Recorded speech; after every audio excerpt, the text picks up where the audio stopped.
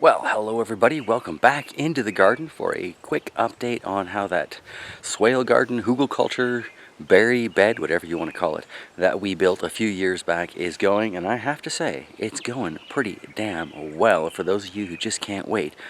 But, yeah, let's take a closer look at why I'm so excited and just kind of what I've done with the Hugel garden concept and yeah, how I'm using it to expand our permaculture. So this is what we refer to as the swale garden. It's kind of a Hugelculture bed that we built a few years back now. Maybe 5. You'd have to check back in the videos to know for sure. Quick rundown on how this is built. We dug sort of a crescent moon into the yard where the water used to run down in the spring runoff. So we thought it would be a good place to catch it. We put in a ton of branches from our convenient trees that block my garden sun. So one by one they're coming down. Got a whole bunch waiting there too. Anyway, and then proceeded to dump the vast majority of the dirt that came up from there back on top. Mixed it through with, I think, maybe some lawn clippings, straw, things of that nature.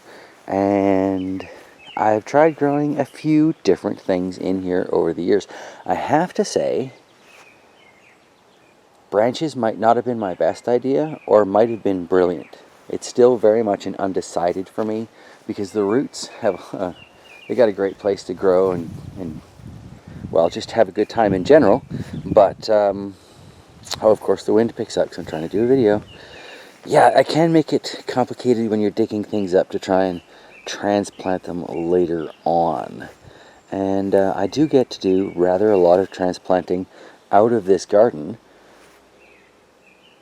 These gooseberries, when they went in, were not any bigger than this little gooseberry here. And the only reason this one's so tiny is because I just dug out the massive berry bush that was here and traded it to Leo in town for some tomatoes. And this was one of the little suckers that had grown off the side of it. A couple of them really. So I put it back in its place. There's another one off to the side here. And then we've got the original plantings. And these things, like, the growth is phenomenal on these gooseberries. And the amount of runners that they're throwing out is, well, quite profitable.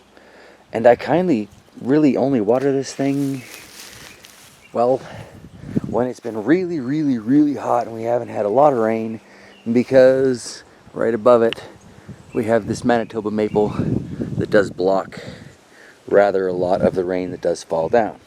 So at the moment we've got 3 different types of bush berries growing in here. This is what I'm calling the bubblegum black currant, or the Minnedosa trail currant. I'm not sure because we picked it up on a trail in Minnedosa, but its little black currants taste like blue bubblegum flavoring. We've got the gooseberries. Actually, I guess we've got 4 types in here.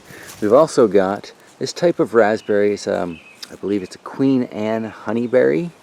I'm not sure. Shaw brought this home for us, and it is doing quite well. This is its first full year in the garden, so I'm expecting it will thrive here, just like its gooseberry companions.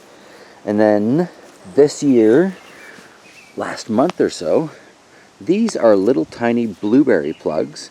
A friend of ours in town got a whole bunch of them for a great price, because when you buy your permaculture small and you're willing to put a few years into it, it's very inexpensive. Oh, we have a frog visitor. Let's see if I can. Oh, he does not want to be on camera. It's very inexpensive. So she got, I want to say, like 25 or 30 of these little plants. Happily shared 3 with us.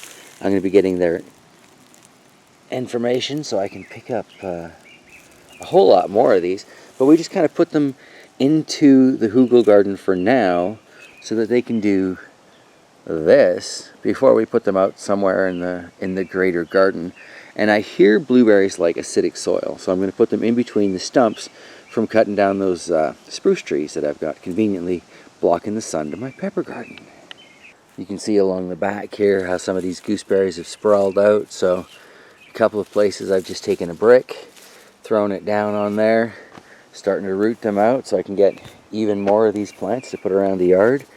But this is really about the Hugelculture style raised bed.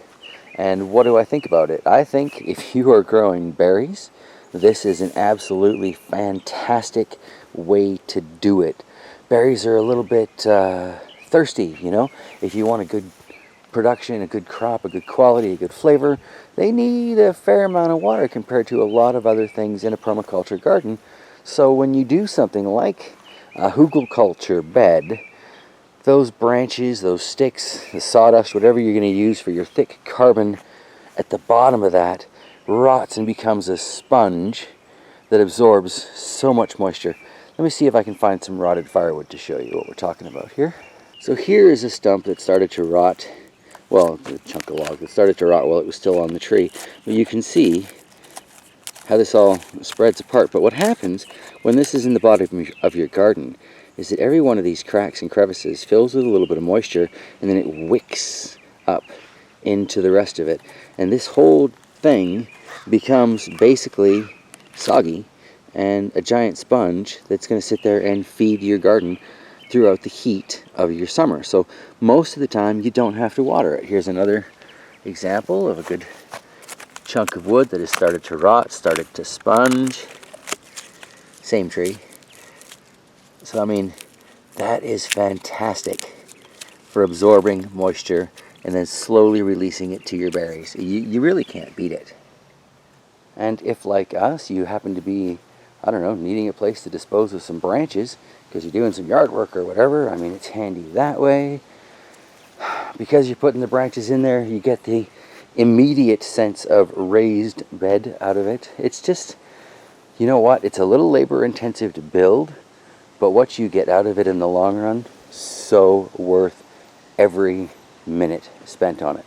I highly recommend it, and the wind is kicking up again, so that is a wrap. Thanks for watching. Share if you found it a valuable video. Feel free to subscribe if you're new to the channel.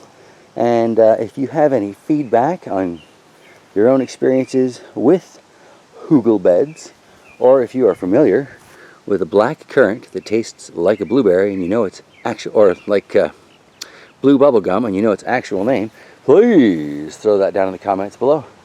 Alright, yeah, thanks for watching. Have yourselves a fantastic day. Happy gardening, everybody.